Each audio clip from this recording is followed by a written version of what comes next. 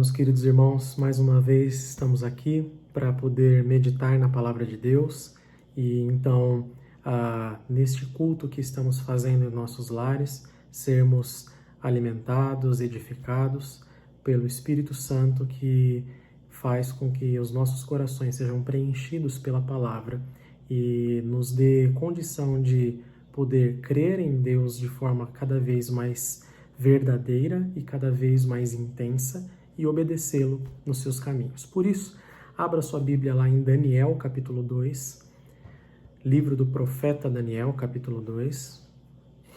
Nós leremos todo o capítulo.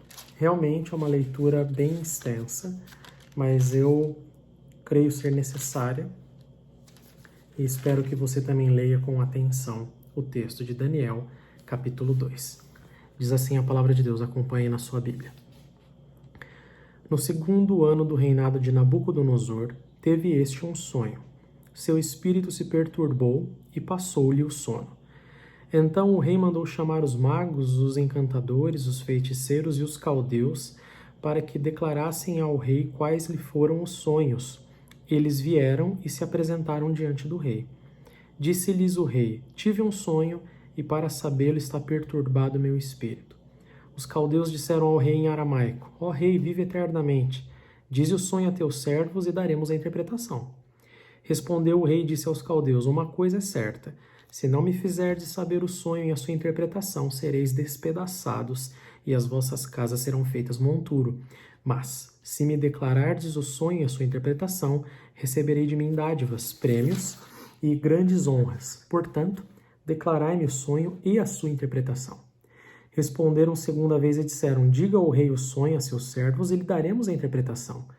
Tornou o rei e disse: bem percebo que quereis ganhar tempo, porque vedes que o que eu disse está resolvido. Isto é, se não me fazeis saber o sonho, uma só sentença será a vossa, pois combinastes palavras mentirosas e perversas para as proferirdes na minha presença, até que se mude a situação. Portanto, dizei-me o sonho, e saberei que me podeis dar-lhe a interpretação.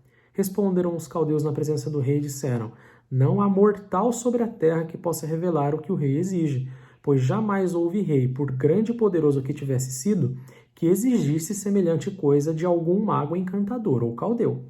A coisa que o rei exige é difícil, e ninguém há que a possa revelar diante do rei, senão os deuses, e estes não moram com os homens. Então, o rei muito irou-se e enfureceu, e ordenou que matassem a todos os sábios da Babilônia. Saiu o decreto, segundo o qual deviam ser mortos os sábios, e buscaram a Daniel e os seus companheiros para que fossem mortos. Então Daniel falou avisado e prudentemente a Arioque, chefe da guarda do rei, que tinha saído para matar os sábios da Babilônia. E disse a Arioque, encarregada do rei: por que é tão severo o mandado do rei? Então Arioque explicou o caso a Daniel. Foi Daniel ter com o rei e lhe pediu que designasse o tempo, e ele revelaria ao rei a interpretação. Então Daniel foi para casa e fez saber o caso a Ananias, Misael e Azarias, seus companheiros, para que pedissem misericórdia ao Deus do céu sobre este mistério, a fim de que Daniel e seus companheiros não perecessem com o resto dos sábios da Babilônia. Então foi revelado o mistério a Daniel numa visão de noite. Daniel bendisse o Deus do céu. Disse Daniel: seja bendito o nome de Deus de eternidade a eternidade, porque dele é sabedoria e o poder. É ele quem muda o tempo e as estações, remove reis e estabelece reis. Ele dá sabedoria aos sábios e entendimento aos inteligentes. Ele revela o profundo e o escondido, conhece o que está em trevas e com ele mora a luz. A ti, ó Deus de meus pais, eu te rendo graças e te louvo, porque me deste sabedoria e poder. E agora me fizeste saber o que te pedimos, porque nos fizeste saber este caso do rei. Por isso Daniel foi ter com Arioque, ao qual o rei tinha constituído para examinar os sábios da Babilônia. Entrou e lhe disse: não mates os sábios da Babilônia, introduze-me na presença do rei e revelarei ao rei a interpretação. Então Arioque depressa introduziu Daniel na presença do rei e lhe disse: achei um dentre os filhos dos cativos de Judá, o qual revelará ao rei a interpretação. Respondeu o rei e disse a Daniel, cujo nome era Beltesazar: podes tu fazer-me saber o que vi no sonho e a sua interpretação? Respondeu Daniel na presença do rei e disse: o mistério que o rei exige, nem encantadores, nem magos, nem astrólogos o podem revelar ao rei. Mas há um Deus no céu, o qual revela os mistérios, pois faz pois fez saber ao rei Nabucodonosor o que há de ser nos últimos dias. O teu sonho e as visões da tua cabeça, quando estavas no leito, são estas. Estando tu, ó rei, no teu leito, surgiram-te pensamentos a respeito do que há de ser depois disso. Aquele, pois, que revela mistérios, te revelou o que há de ser. E a mim me foi revelado este mistério, não porque haja em mim mais sabedoria do que em todos os viventes, mas para que a interpretação se fizesse saber ao rei e para que entendesses as cogitações da tua mente. Tu, ó rei, estavas vendo, e eis aqui uma grande estátua. Esta, que era imensa e de extraordinário esplendor, estava em pé diante de ti, e a sua aparência era terrível. A cabeça era de fino ouro, o peito e os braços de prata, o ventre e os quadris de bronze, as pernas de ferro, os pés em parte de ferro, em parte de barro. Quando estavas olhando, uma pedra foi cortada sem auxílio de mãos, feriu a estátua nos pés de ferro e de barro e os esmiuçou. Então foi juntamente esmiuçado o ferro, o barro, o bronze, a prata e o ouro, os quais se fizeram como a palha das eiras no estio, e o vento os levou, e deles não se viram mais vestígios. Mas a pedra que feriu a estátua se tornou em grande montanha, que encheu toda a terra. Este é o sonho e também a sua interpretação, diremos ao rei. Tu, ó rei, rei de reis, a quem o Deus do céu conferiu o reino, o poder, a força e a glória, a cujas mãos foram entregues os filhos dos homens, onde quer que eles habitem, e os animais do campo e as aves do céu, para que dominasse sobre todos eles. Tu és a cabeça de ouro. Depois de ti se levantará outro reino, inferior ao teu, e um terceiro reino de bronze, o qual terá domínio sobre toda a terra. O quarto reino será forte como ferro, pois o ferro a tudo quebra e esmiuça. Como o ferro quebra todas as coisas, assim ele fará em pedaços e esmiuçará. Quanto ao que viste dos pés e dos artelhos, em parte de barro de oleiro e em parte de ferro, será esse um reino dividido. Contudo, haverá nele alguma coisa da firmeza do ferro, pois que viste o ferro misturado com um barro de lodo. Como os artelhos dos pés eram em parte de ferro e em parte de barro, assim por uma parte o reino será forte e por outra será frágil. Quanto ao que viste do ferro misturado com barro de lodo, misturar-se-ão mediante casamento, mas não se ligarão um ao outro, assim como o ferro não se mistura com o barro. Mas, nos dias destes reis, o Deus do céu suscitará um reino que não será jamais destruído. Este reino não passará a outro povo, esmiuçará e consumirá todos estes reinos, mas ele mesmo subsistirá para sempre. Como viste que do monte foi cortada uma pedra sem auxílio de mãos, e ela esmiuçou o ferro, o bronze, o barro, a prata e o ouro. O grande Deus fez saber ao rei que há de ser futuramente. Certo é o sonho e fiel a sua interpretação. Então, o rei Nabucodonosor se inclinou e se prostrou o rosto em terra perante Daniel e ordenou que lhe fizessem oferta de manjares e suaves perfumes. Disse o rei a Daniel: certamente vosso Deus é o Deus dos deuses e o Senhor dos reis, e revelador de mistérios, pois pudeste revelar este mistério. Então, o rei engrandeceu a Daniel e lhe deu muitos e grandes presentes, e o pôs por governador de toda a província da Babilônia, como também o fez chefe supremo de todos os sábios da Babilônia. A pedido de Daniel, constituiu o rei a Sadraque, Mesaque e Abednego sobre os negócios da província da Babilônia. Daniel, porém, permaneceu na corte do rei. Vamos orar? Senhor, nós temos a Tua palavra aberta em nossa frente e carecemos da iluminação do Espírito para compreendê-la e para que ela seja aplicada em nossos corações. Ajuda-nos nesse momento. Essa é a nossa oração em nome de Cristo. Amém. Queridos irmãos, Daniel é um profeta que também está no exílio. Nós temos tratado então desse tema de forma geral, como esse período que estamos vivendo, um período particularmente paralelo ao período de exílio que o povo de Deus viveu na Babilônia. E Daniel, então, e os seus amigos são pessoas que estão muito próximos da própria Babilônia, mas não junto ao povo. Eles estão na corte. Eles são pessoas que são levadas cativas, mas porque são homens excelentes ou garotos excelentes, lá no começo do capítulo 1 a gente sabe disso, eles são colocados para trabalhar junto ao rei. Aqui, meus irmãos, o que acontece? Nabucodonosor foi alguém que reinou desde 605 até 570, mais ou menos, 568. Essas são as estimativas históricas que nós temos. Mas Nabucodonosor reinou junto um período com Nabopolassar, que foi o seu pai. Então, de alguma forma, meus irmãos, aqui nesse texto, Nabucodonosor já é tratado como rei, embora cronologicamente falando, provavelmente, ele ainda não tenha sido o rei único da Babilônia. Por que eu estou dizendo isso?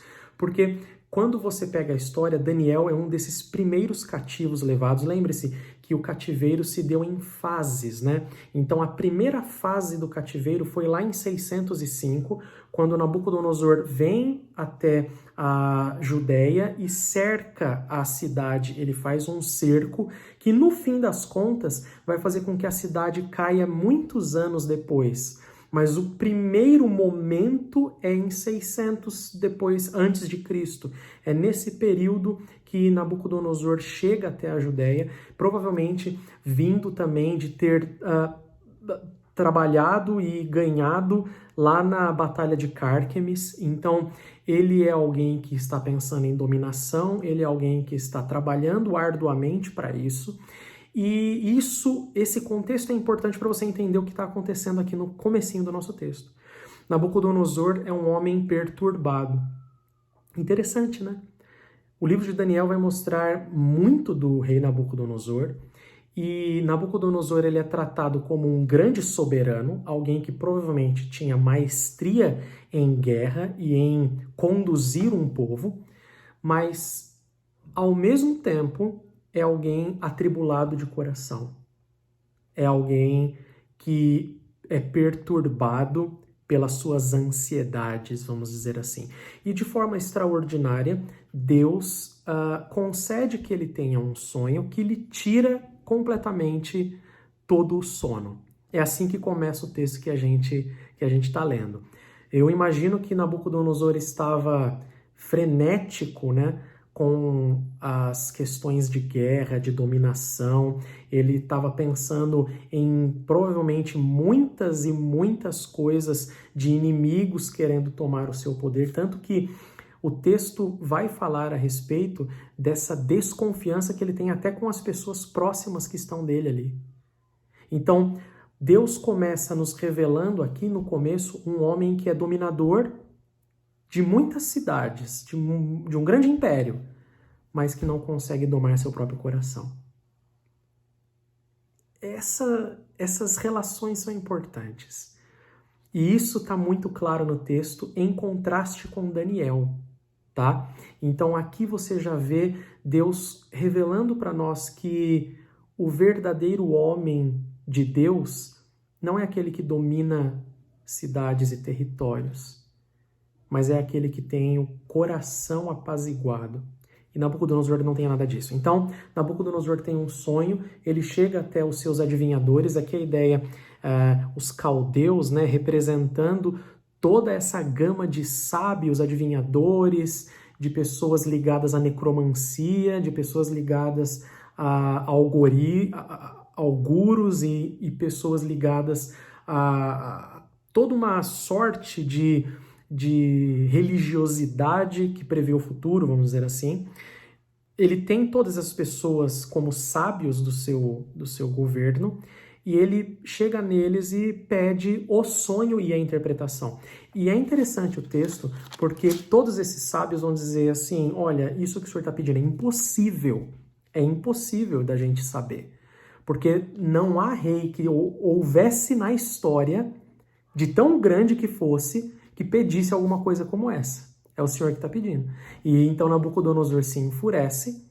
Ele provavelmente, lembre-se, ele está atormentado, está atordoado, esses planos de batalha, essas questões de traições, de onde que eu vou investir agora. Lembre-se também que investidas bélicas, investidas em exércitos, elas são investidas, meus irmãos, que trazem muito prejuízo financeiro também.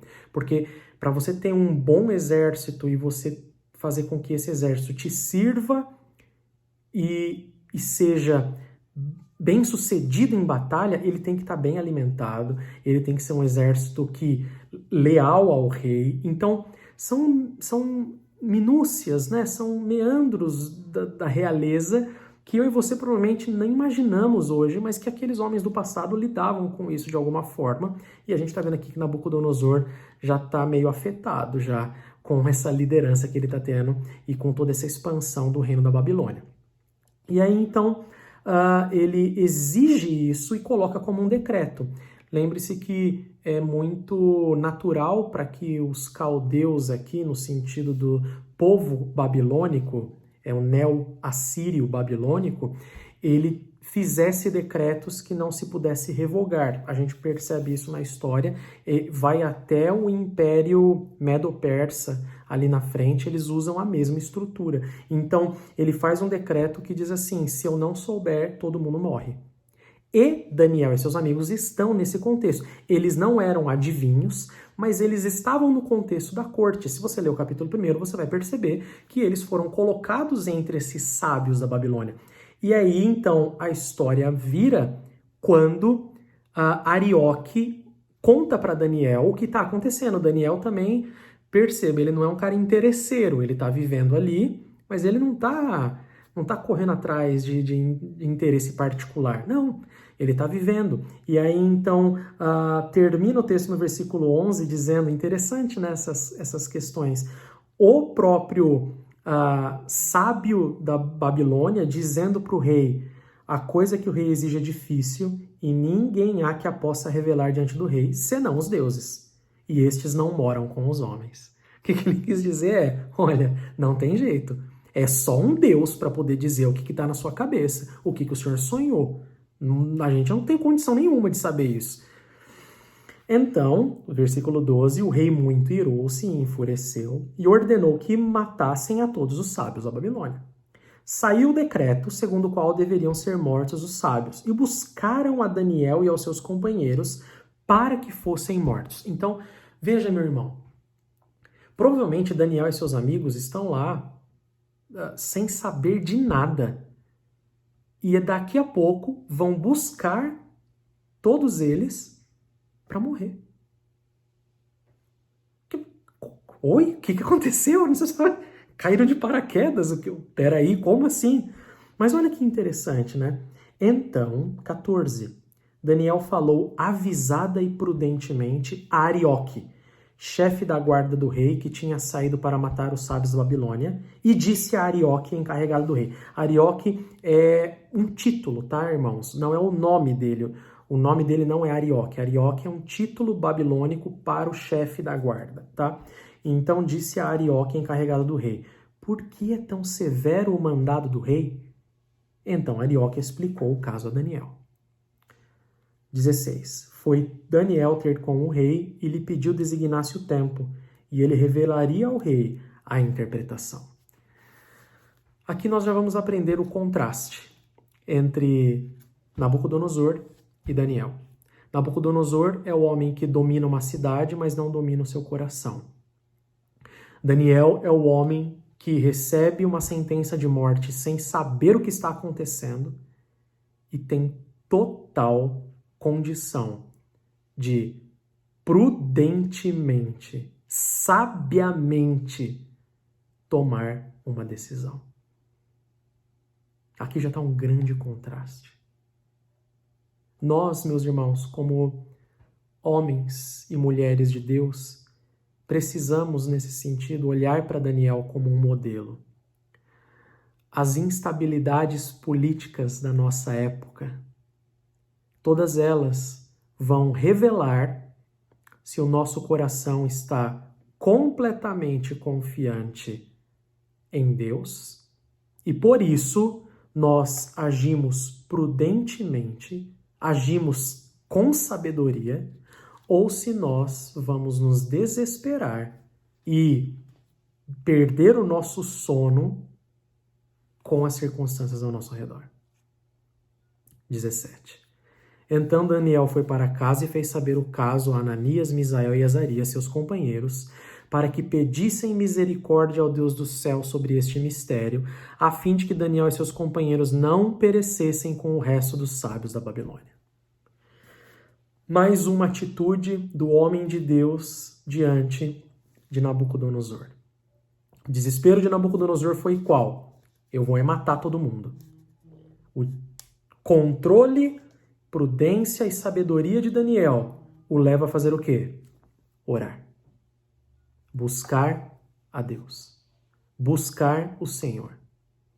Ao mesmo tempo em que ele confia que Deus dará, à sua maneira, um jeito na situação. Nem que fosse para que eles fossem mortos. E isso vai ser provado no capítulo 3. Mas aqui ainda no capítulo 2, nós vemos que Deus bondosamente faz com que eles sejam libertos da morte através da interpretação e do sonho que ele concede a Daniel. Mas Daniel, ele primeiro ora. Não é o último recurso. Daniel não vai orar enquanto ele está sendo levado para a forca. Ah, Senhor, agora... Não. O primeiro recurso de Daniel é orar. É sabiamente, prudentemente analisar a situação, não se desespera, não se exaspera, é alguém que tem total consciência do que está acontecendo, porque o seu coração descansa na providência de Deus. E porque descansa na providência de Deus, ele ora. A mesma coisa nós, irmãos. Nós precisamos aprender a descansar na providência de Deus em oração. Uma coisa leva a outra. Não é o oposto. Não é, olha, ou você descansa na providência ou você ora. Às vezes as pessoas colocam a situação dessa forma. A Escritura nunca coloca assim. Muito pelo contrário. Ela sempre coloca que descansar na providência é descansar em oração. É descansar olhando para Deus, tendo a certeza de que Ele está no controle soberano de todas as coisas. E por causa disso, então, você faz o quê? Você ora. Você ora colocando diante de Deus as suas demandas, os seus problemas, as suas ansiedades, as suas dificuldades, e Deus vai responder à oração. Deus vai fazer a sua vontade. Mas confiar na providência é exatamente orar. E Daniel demonstra isso de forma claríssima. Ele não busca... Veja, olha só que coisa. Ele não busca ali fazer um motim contra Nabucodonosor com Arioque. Pegar os outros sábios ali e falar assim, gente, esse Nabucodonosor ficou doido. Vamos fazer o seguinte, vamos matar esse cara, vamos tomar o reino dele. Ele não faz isso, não confabula, não quer saber de revolução. Não. Ele é crente no Senhor Jesus Cristo, antes do Novo Testamento, lá no Antigo Testamento. Ele crê na soberania de Deus, então ele busca a Deus em oração. Ele chama os seus amigos, ele conclama aqueles que são povo de Deus junto com ele ali no exílio, a clamar ao mesmo Deus de todos. Falar, irmãos, é hora de orar. E Deus vai agir. Nós confiamos e descansamos nisso. Deus vai agir. Mas é hora de orar. E é isso que ele faz. Então, olha só as atitudes de Daniel. Sabedoria e prudência, oração e a terceira agora, adoração. 19. Então foi revelado o mistério a Daniel numa visão de noite. Daniel bendisse o Deus do céu. Disse Daniel, seja bendito o nome de Deus de eternidade a eternidade. O texto continua até o versículo 23, com uma doxologia, com uma adoração ao Deus verdadeiro. Então, eu e você precisamos estar conscientes, irmãos, que em tempos de exílio e instabilidade política, nós temos que manter a calma, totalmente com sabedoria e prudência, orar ao Senhor e adorá-lo. É isso. Nós devemos fazer isso. Essa é a nossa reação diante dessa realidade que se mostra dessa forma. Daniel, então, agora bendiz o Deus do céu porque é ele que tem certeza que é o próprio Deus que estabelece reis, remove reis. É isso que ele vai dizer. Que Nabucodonosor não está lá por acaso. que quem estava antes dele também não estava e quem iria depois dele também não iria por acaso. Assim como quem está governando o nosso país hoje não está por acaso, quem esteve antes também não foi por acaso e quem irá depois também não será por acaso, nunca será por acaso. Deus é o governante supremo sobre toda a criação. E esses governantes locais, eles são literalmente fruto da providência de Deus. Embora, como nós sempre temos mencionado, Deus use a responsabilidade humana ao mesmo tempo que realiza a sua vontade soberana. Então, Daniel sabiamente, prudentemente age, ele ora e ele adora. E eu e você temos que ter essa tríade, essas três atitudes em nossa mente quando nós nos deparamos no meio do exílio com instabilidade política. Mas o texto continua. Por isso, Daniel foi ter com Arioque, ao qual o rei tinha constituído para exterminar os sábios da Babilônia. Entrou e lhe disse: não mates os sábios da Babilônia, introduze-me na presença do rei e revelarei ao rei a interpretação. O texto aqui no aramaico dá a ideia de que eles já estavam pegando pessoas para matar. Essa é a questão. O decreto, veja, meus irmãos, tudo parece que aconteceu quase no mesmo dia. Nabucodonosor perdeu o sono, teve alguns sonhos, lá diz no plural, provavelmente ele teve mais de um, então, mas todos eles com uma mesma figura, vamos dizer assim, que a gente vai ver qual é. Ele perde o sono, já deve acordar assim, sabe, daquele jeito, chamou os magos de madrugada, é o seguinte, eu tive um sonho assim, eu quero assar, não, mas rei, não tem como, tal. De manhãzinha já chega para Arioque e fala: Arioque, já pega todo mundo e mata se ninguém me dá interpretação, tal. Aí, não, calma, Daniel, pede um tempinho, por favor, dá um tempo aí. Provavelmente esse tempo que deve ter dado, deve ter sido um dia, no máximo, 2. Não sabemos quanto, mas o texto revela uma urgência. O texto revela no aramaico, meio que assim, quando Daniel foi introduzido, já tinha gente indo para o abate. A ideia é essa. Respondeu o rei e disse a Daniel, cujo nome era Beltesazar: podes tu fazer-me saber o que vi no sonho e a sua interpretação? E aqui vem a diferença, novamente, entre Nabucodonosor e entre Daniel. A diferença é clara. Nabucodonosor faz a pergunta de forma altiva, de maneira que humilhasse Daniel. Essa é a ideia. Respondeu Daniel na presença do rei e disse: o mistério que o rei exige, nem encantadores, nem magos, nem astrólogos o podem revelar ao rei. Mas há um Deus no céu, o qual revela os mistérios, pois fez saber ao rei Nabucodonosor o que há de ser nos últimos dias. O teu sonho e as tuas visões da tua cabeça, quando estavas no teu leito, são estas. Olha que coisa. Daniel podia, meus irmãos, chegar e dizer assim: rei, sou eu mesmo.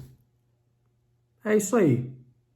Agora você vai ter que engolir. Agora você não pediu? Então toma.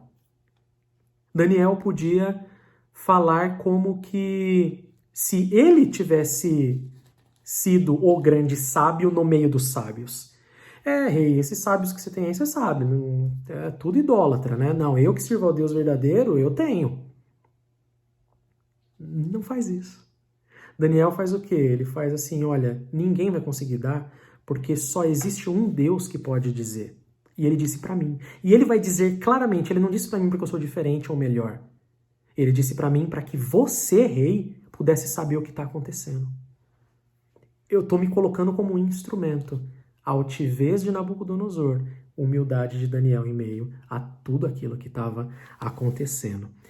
30. E a mim me foi revelado este mistério, não porque haja em mim mais sabedoria do que em todos os viventes, mas para que a interpretação se fizesse saber ao rei e para que entendesses as cogitações da tua mente. Palavra traduzida comumente aqui é a palavra coração no aramaico. Então, é importante essas marcações. O coração do rei estava aflito. Ele estava ansioso, ele estava com dificuldades, não estava dormindo direito por causa daquilo. E daí ele diz assim: o que eu vou dizer para você, se você entender bem, é para que você tenha paz no coração, tranquilidade. Então ele conta aqui a imagem do sonho que ele acabou revelando, né? que, olha, ó rei, tu, ó reis, estava vendo e é aqui uma grande estátua. Esta que era imensa e de extraordinário esplendor estava em pé diante de ti. Sua aparência era terrível. Era normal, meus irmãos,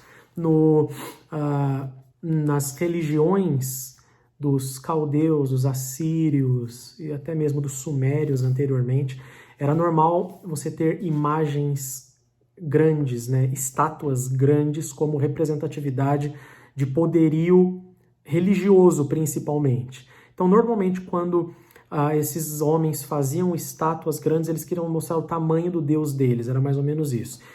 E o capítulo 3 vai revelar uma coisa interessante, mas isso vai ficar para depois.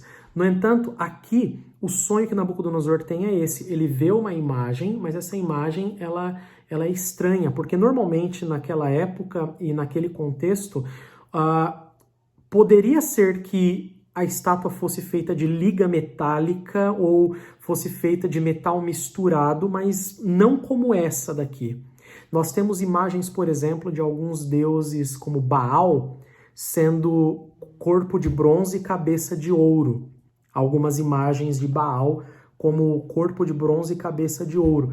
Mas do jeito que estava aqui, era inédito, era inusitado. É uma imagem de uma estátua com cabeça de ouro, peitoral e braços de prata, barriga e cintura de bronze, pernas de ferro e os pés de ferro misturado com barro. Essa é a imagem que ele vê de uma grande estátua dessa forma, e ele fica assustado, ele não sabe o que significa, e então Daniel recebe o sonho e a interpretação. E aí, essa imagem, então,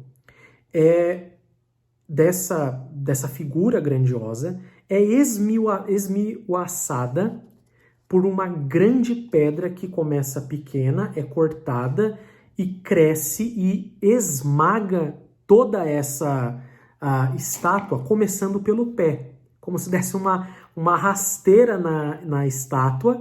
A estátua cai e ela vai e esmigalha toda a estátua. A ideia é essa, por isso que o sonho é tão perturbante, porque provavelmente Nabucodonosor já devia ter imaginado que alguma coisa ia acontecer com ele e com o reino dele.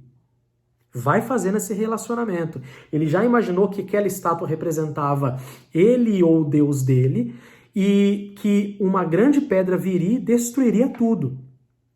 Por isso que ele estava tão atordoado. Lembre-se, ele estava em guerra, então havia inimigos, ele estava pensando em expansão, ele estava completamente atordoado, porque na interpretação dele ele falou assim, acabou, meu reino já era. É isso que ele deve ter imaginado, que essa grande pedra deve ter destruído. O que é isso que está acontecendo, né?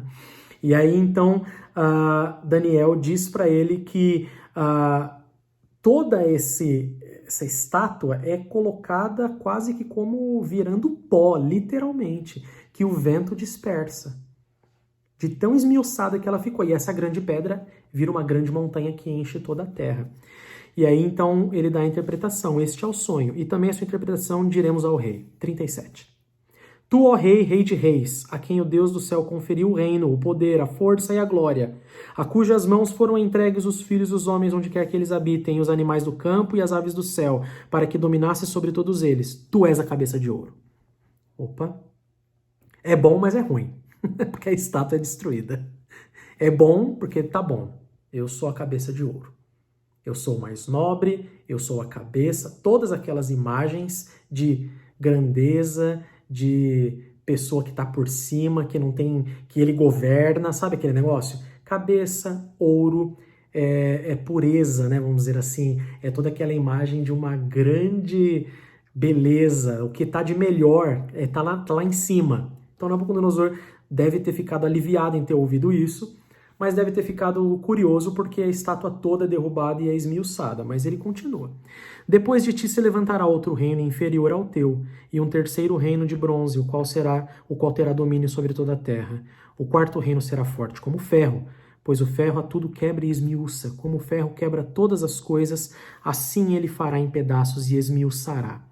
Quanto ao que vistes dos pés e dos artelhos em parte de barro de oleiro e em parte de ferro, será este um reino dividido. Contudo, haverá nele alguma coisa da firmeza do ferro, pois que viste o ferro misturado com o barro de lodo.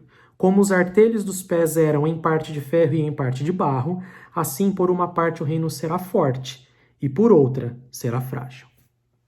Ele dá a interpretação da estátua. Muitos autores discorrem sobre o que seriam esses próximos reinos, porque o primeiro está muito claro. O primeiro é revelado de forma clara que esse primeiro reino é o Nabucodonosor ou o reino babilônico, que tem cabeça de ouro e que vem reinos após estes. Mas é um consenso dentro daqueles autores mais conservadores e daqueles autores mais alinhados à teologia reformada, de pensar que aqui Deus está revelando para Nabucodonosor e para Daniel e os seus amigos e também para Judá, né? Está revelando para eles quais seriam os próximos reinados que viriam na sequência. Então, é comum nós interpretarmos que a cabeça de ouro seja a Babilônia, o peito de prata com os braços seja o Império Medo-Persa, a barriga e a cintura de bronze o Império Macedônico-Grego e as pernas e os pés de ferro e barro lá embaixo seja o Império Romano, tá? Então, cronologicamente falando, são esses os reinos que vêm na sequência histórica.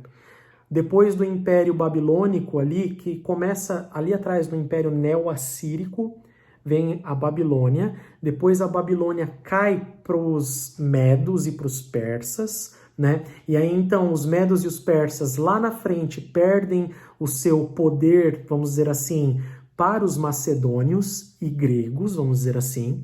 E aí então, depois dos macedônios e gregos, lembre-se de Alexandre o Grande, por exemplo, conquistador, que é até uma curiosidade, Alexandre o Grande ficou completamente desolado, porque na filosofia que ele estava aprendendo existiam outros mundos além deste mundo aqui. E ele virou para o filósofo e disse assim: nossa, mas eu não consegui conquistar nem esse inteiro e ainda tem outros mundos? Então, essa era a saga. A saga era de conquistar todo o território global, todo o mundo conhecido. E depois que caem os macedônios e os gregos, vem então o Império Romano. E o Império que se chama Greco-Romano. Percebe que é uma linhagem que tem distinções, mas que de alguma forma segue um fluxo. É como essa estátua está sendo revelada aqui para Nabucodonosor e para Daniel. Então, não temos tempo de discorrer pormenorizadamente em cada aspecto daqui, porque ficaria inviável. Mas a ideia geral é que esses reinos vão diminuindo em preciosidade e aumentando em força. Pelo menos é essa a imagem que parece. Só que, embora o reino, por exemplo, romano, seja muito forte no aspecto bélico, porque ele é o ferro, ele é o mais forte, é ele que destrói, ele também é muito fraco. Ele também tem muita fraqueza, porque ele é de barro, e barro e ferro não se misturam, que é isso que ele vai a dizer aqui. Então, ele vai falar no 44, mas nos dias destes reis, e aqui nós interpretamos destes reis do último reino, do reino de ferro e de barro, o Deus do céu suscitará um reino que não será jamais destruído. Este reino não passará a outro povo. Esmiuçará e consumirá todos estes reinos, mas ele mesmo subsistirá para sempre. Como viste que do monte foi cortada uma pedra sem auxílio de mãos, e ela esmiuçou o ferro, o bronze, o barro, a prata e o ouro, o grande Deus fez saber ao rei o que há de ser futuramente. Certo é o sonho e fiel a sua interpretação. Embora ele está agora sendo revelado que haverá uma sucessão de reinos na terra, um dia, no meio dos reis do último reino, Deus levantaria o reino principal que destruiria todos os outros. Meus irmãos, não tem como nós fugirmos que esse reino e essa grande pedra pertencem ao Senhor Jesus Cristo. É impossível. É impossível. De alguma forma, o reino de Deus, inaugurado na pessoa e obra de Cristo, é um reino espiritual. Não se compara aos reinos da terra. Mas aqui, especialmente, o Senhor Deus quer trazer a Nabucodonosor e trazer a Daniel e ao seu povo todas aquelas promessas que ele mesmo já havia feito de um governante que reinaria eternamente e que influenciaria toda a terra, encheria toda a terra através do seu governo.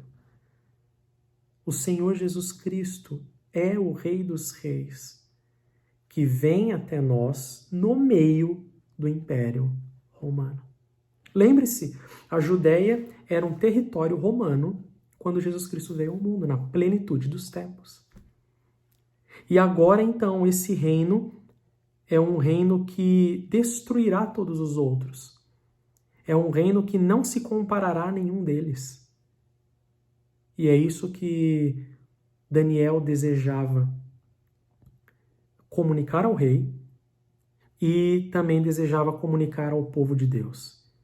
Que mesmo em meio ao exílio e a todas as perturbações políticas, nós podemos confiar num rei superior, maior, que destrói todos os outros reinos. E o texto termina dizendo: Então o rei Nabucodonosor se inclinou e se prostrou, o rosto em terra perante Daniel, e ordenou que lhe fizessem oferta de manjares e suaves perfumes. Disse o rei a Daniel: Certamente o vosso Deus é o Deus dos deuses e Senhor dos reis, e o revelador de mistérios, pois pudeste revelar este mistério. Então o rei engrandeceu a Daniel e lhe deu muitos e grandes presentes. O pôs por governador de toda a província da Babilônia, como também o fez chefe supremo de todos os sábios da Babilônia. A pedido de Daniel, constituiu o rei a Sadraque, Mesaque e Abednego sobre os negócios da província da Babilônia. Daniel, porém, permaneceu na corte do rei. Aqui um paralelo muito grande com a história de José, né? Parece que acontece a mesma coisa. Mas, de fato, Nabucodonosor, meus irmãos, ele não é convertido aqui com essa declaração que ele acabou de fazer. Provavelmente Nabucodonosor entendeu que ele era cabeça de ouro e que o reino dele não seria esmagado naquele momento. E por isso, então, ele ficou tão feliz. Embora ele provavelmente também não tenha entendido que aquele reino dele representava um reino muito inferior ao reino da grande pedra, da grande rocha. Mas o que ele faz? Ele fica feliz, fala com Daniel e, obviamente, ele aceita parte da interpretação que Daniel dá, porque o capítulo 3 vai falar que Nabucodonosor quis construir uma estátua dele de ouro inteiro, dos pés à cabeça, para que todos os povos o adorassem. Entendeu errado o sonho. Ele entendeu o que ele quis, e normalmente acontece assim, irmãos. Muitas vezes nós falamos a Escritura, explicamos a palavra de Deus e as pessoas às vezes entendem o que querem. E foi isso que Nabucodonosor fez. Ele entendeu o que ele quis. Ele entendeu que ele era o rei de ouro e que se toda a estátua fosse de ouro ia ser melhor representada. E foi isso que ele fez no capítulo 3. Mas de lição para nós aqui, irmãos, permanece o fato de que eu e você temos um compromisso com um reino que não é deste mundo. Eu e você estamos atrelados e associados a um reino que é uma grande pedra que esmiuça e esmigalha todos os outros reinos. Todos os reinos da terra mostram-se frágeis, insuficientes perante o reino de Cristo. Todos eles. E isso é importante porque em momentos de instabilidade política, nossa confiança normalmente tende a ser colocada em reis temporais. E Deus está dizendo, desde o profeta Daniel, que ele tem um rei que já estabeleceu e que o reinado desse rei é aquele que domina sobre todas as coisas, superior em tudo. Que o reinado desse rei vai atingir todas as extremidades da terra. E que é na confiança desse rei e desse reino que nós precisamos viver.